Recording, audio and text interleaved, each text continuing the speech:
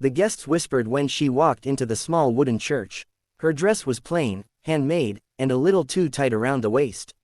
Sweat glistened on her forehead, not from the summer heat, but from the weight of all those stares that followed her.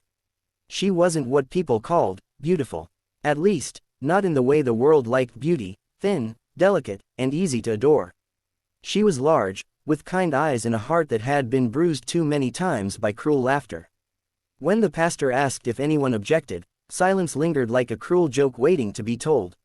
She looked over at her groom, a tall, broad-shouldered rancher who stood straight, his face unreadable. He had agreed to marry her because she'd answered his ad in the newspaper: widowed rancher seeks wife who can cook, clean, and keep a home. There had been no talk of love, only practicality. Later, as they rode in the wagon toward his ranch, she finally broke the silence. "I know what people say, sir," she said quietly, her voice trembling. "No one marries a fat girl. But I can cook. I can make bread so soft it melts in your mouth, stew that'll warm you through winter, and pie that'll make a man forget his troubles." She tried to smile, but her eyes stayed on her lap. The rancher didn't speak for a long time. The horse's hooves clopped against the dirt road, a rhythm to her heartbeat that felt louder with each passing second. Then he turned to her, his gaze soft but firm. "Ma'am," he said, "I didn't marry a cook. I married a woman who had the courage to answer when life gave her nothing but silence." She blinked, unsure if she'd heard right. He continued, "You think I don't see the way folks look at me too? A widower with an empty house and colder heart. People talk, but they don't live my days or carry my nights. I don't need perfect. I need someone real. Someone who'll stand beside me when the storms come." Her throat tightened. For the first time in years, someone spoke to her like she mattered more than her body. When they reached the ranch, she busied herself in the kitchen, making supper as if trying to earn the life she'd just been given. The aroma of roasted chicken and warm cornbread filled the air. He walked in quietly, watching her hum softly as she worked. "You really can cook," he said with a grin. She blushed and nodded, unsure how to reply. He pulled out a chair, sat down, and waited for her to join him. When she did, he bowed his head. "Lord, thank you for this food, and for the woman who made it." That night, she stood by the window after he'd gone to bed, watching the stars. She'd been mocked, ignored, and made to feel small her whole life. But one man's kindness had begun to shift something deep within her, a belief that maybe, just maybe, she was worthy of love not because of what she could do, but because of who she was. In the days that followed, the ranch began to change. Laughter filled the rooms. The rancher started taking his meals slower, savoring not just the food but the company. When he came home from the fields, he'd find her waiting on the porch with 2 cups of coffee and a smile that grew brighter each day. And though the town still whispered, their voices no longer mattered. The rancher saw something in her no one else had bothered to look for, a heart that gave more than it ever asked for. Over time, that heart taught him to love again, not out of need, but out of gratitude. One evening, as the sun dipped below the horizon, he took her hand and said softly, "You were wrong, you know." She looked at him, puzzled. "About what?" He smiled, eyes warm like the fading light. "Someone did marry a fat girl. And it changed his life." That night, after he said those words, she could hardly sleep. The echo of his voice wrapped around her like a blanket she'd never known she needed. For years, she'd told herself not to dream, not of love, not of tenderness, not of someone looking at her the way women in books were looked at. But now, lying there in the creaking bed of a man she'd only known for a few weeks, something inside her began to awaken. In the morning, she rose before dawn. The sky was painted in the pale orange of a new beginning, and the air smelled of hay and earth. She tied her hair back with a simple ribbon, slipped on her apron, and went to the kitchen. The rancher, whose name was Eli, had left his hat on the table.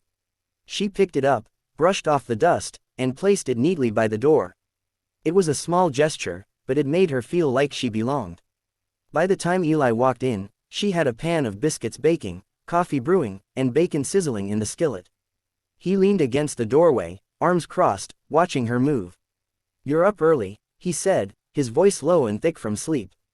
She turned, a shy smile tugging at her lips. "Old habit. Back home, Ma used to say a good day starts before the sun does." He nodded. Reckoned she was right about that. They ate together at the small wooden table. Eli didn't talk much, but when he did, every word felt honest. He told her about the ranch, how his father built it, how the storms last winter had nearly ruined the barn roof, and how he'd been working day and night to keep it all running since his wife passed. When he mentioned his late wife, Clara, his eyes grew distant. She didn't ask questions, she just listened. She knew that kind of silence, the kind that came from loving someone you could never talk to again. After breakfast, she went to the garden out back. The soil was dry and hard, but she worked it with determination. By noon, she had rows marked for beans, corn, and tomatoes. Eli came by on his horse, dust covering his boots, and watched her from the fence. "You don't waste time, do you?" he asked. She wiped sweat from her brow. Idle hands never fed anyone. He smiled, tipping his hat before riding off again. There was respect in his eyes now, the kind earned, not given. As the days turned into weeks, their routine settled into a quiet rhythm. She cooked and kept the house warm, he worked the fields and tended the livestock. But something deeper was growing between them, something neither dared to name. One evening, a storm rolled in from the west. The wind howled against the windows, rattling the shutters.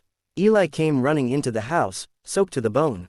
"The barn doors come loose," he shouted over the thunder. Without hesitation, she grabbed a lantern and followed him into the rain. The ground was slick, and the wind nearly tore the lantern from her hand. Together, they fought against the storm, pulling the heavy wooden door closed and latching it tight. Her hair clung to her face, and her dress was drenched, but when Eli looked at her, really looked at her, something inside him broke open. When they finally made it back inside, dripping and breathless, she laughed. It was a soft, unguarded sound, one that filled the whole house. Eli stared at her for a long moment, water running down his face. "You're something else," he murmured. She looked at him, eyes wide. "What do you mean?" He stepped closer. "Most folks would have stayed inside, let me fight that storm alone. But not you." Her heart pounded so hard she thought he might hear it. "I told you, I can work. I can help." He shook his head, his voice gentle. "You can live, Sarah. You make this place feel alive again." For a moment, they just stood there, the sound of the rain softening outside. Then he reached out and brushed a wet strand of hair from her cheek. It was the first time he'd touched her like that, tenderly, without hesitation. She didn't pull away. After that night, something shifted. They began to talk more, at breakfast, by the fire, on the porch when the day's work was done. She learned that Eli loved to read poetry, though he'd never admit it to the ranch hands. He learned that she could play the piano, though her family never owned one. She told him about the years she spent taking care of her mother until she passed, about the loneliness that followed. He listened, always quietly, but with a focus that made her feel seen. One Sunday, Eli suggested they ride to town together. It was a small place, a few stores, a church, and a diner. When they arrived, she could feel the stares again. The whispers. She tried to keep her chin up, but her heart sank. Eli noticed. He stopped in the middle of the street, turned to her, and said loud enough for everyone to hear, "This here's my wife, Sarah. Best cook in the county and the bravest woman I know." The whispers stopped. Her eyes filled with tears, not of shame, but of something she hadn't felt in years, pride. Inside the diner, the waitress smiled nervously as they sat down. Eli ordered coffee for both of them. "Don't pay those folks no mind," he said once they were alone. "They've got small hearts and too much time." She nodded, her hand trembling slightly as she sipped her coffee. "I'm not used to anyone standing up for me," she whispered. He smiled softly. "Get used to it." That night, back at the ranch, she cried quietly in the dark. Not from sadness, but from the overwhelming realization that kindness, real kindness, could change everything. Months passed, and their bond deepened. She began to hum while she cooked, and he began to whistle while he worked. The ranch started to feel different, fuller, warmer, alive. One evening, as the sun painted the fields gold, Eli came inside carrying a small wooden box. "Found this in the attic," he said. Inside was a silver locket, tarnished but beautiful. "It was Clara's," he added softly. She hesitated. "I can't take this. It's hers." He took her hand gently and placed the locket in her palm. She'd want it with someone who knows the meaning of love, not the kind you see in books, but the kind you live every day. Tears blurred her vision as she opened it. Inside was a tiny photograph of a sunset, nothing more. But somehow, it felt like a blessing. By winter, the ranch had become something of a miracle. The crops were thriving, the livestock healthy. Neighbors began visiting more often, drawn not just by Eli's reputation but by the warmth of the home Sarah had built. Her pies became famous in the county, her laughter even more so. One night, Eli came home late from town. He found her sitting by the fire, knitting a blanket. He sat beside her and took her hand. "Do you know what folks are saying now?" he asked. She looked up, smiling shyly. "What's that?" "They're saying you've got the best heart in these parts. That maybe I'm the lucky one." She laughed softly. "They must not know how bad my biscuits burned last week." He squeezed her hand. "They know exactly who you are. And so do I." He leaned closer, his voice barely a whisper. "You were never just a woman who could cook, Sarah. You were the answer to a prayer I didn't have the words for." The fire crackled between them, and in that golden light, she saw it, not pity, not gratitude, but love. Real, unshakable love. Years later, long after the whispers in town faded, their ranch became known for something more than its harvest. It became a place of laughter, of shared meals, of stories told by firelight. Travelers often said they could feel something in the air there, a warmth that had nothing to do with the hearth.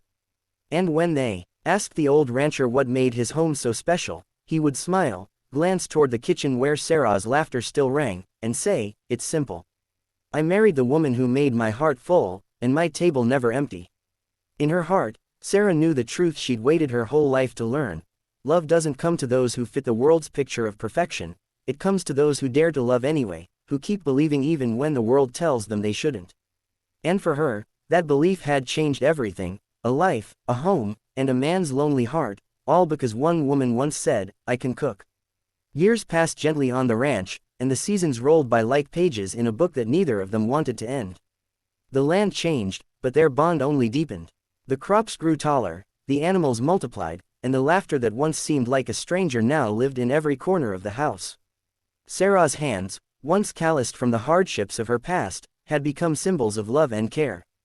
Every meal she cooked, every room she swept, every stitch she sewed carried a quiet tenderness that only comes from someone who has known both pain and peace.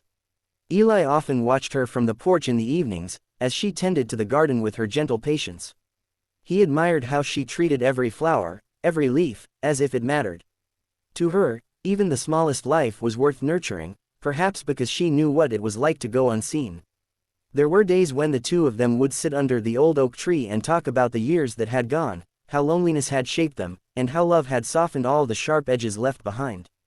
Sometimes, Sarah would look at her reflection in the mirror, still seeing the same round face, the same curves that had once made her feel unworthy. But she no longer winced. Instead, she smiled softly, because that reflection now carried proof of survival. She understood now that beauty wasn't something you earned by fitting into the world's narrow frame, it was something that grew in you when you learned to love without fear. The woman who had once been ashamed to take up space now stood with quiet dignity, unshaken by judgment, because she had learned that love given freely was the truest kind of grace. Eli often said she'd changed him too. He wasn't the same man who'd placed an ad for a wife out of need. He'd discovered what it meant to have a partner, not someone to fill a house, but someone to share a life with. She'd taught him patience, forgiveness, and the beauty of small moments, a sunrise shared, a simple meal eaten in laughter, a touch that said more than words ever could. On their 10th anniversary, he surprised her with a small wooden plaque he'd carved himself. It read, "For the woman who made this house a home." She cried when she read it, not because of the words, but because of the truth they carried. She had spent so many years believing that she had nothing special to offer, yet here she was, the heart of a home that radiated warmth to everyone who entered. When they grew older, and the lines on their faces deepened, people still spoke of them with affection. They were known not for their wealth or their land, but for the love they shared. Young couples would visit the ranch just to watch how they looked at each other, as if time had forgotten them, as if love had settled into their bones. And on quiet nights, as the stars shimmered above their fields, Sarah would rest her head on Eli's shoulder and whisper, "You saved me." He would smile, press her hand, and answer, "No, Sarah. You saved me first." In the end, their story wasn't about beauty or perfection. It was about grace, courage, and the power of kindness. It was about two souls who met in the middle of their brokenness and built something whole. The ranch became their legacy, but their real gift was the reminder that love doesn't need permission to bloom, it only needs a heart brave enough to believe it still can.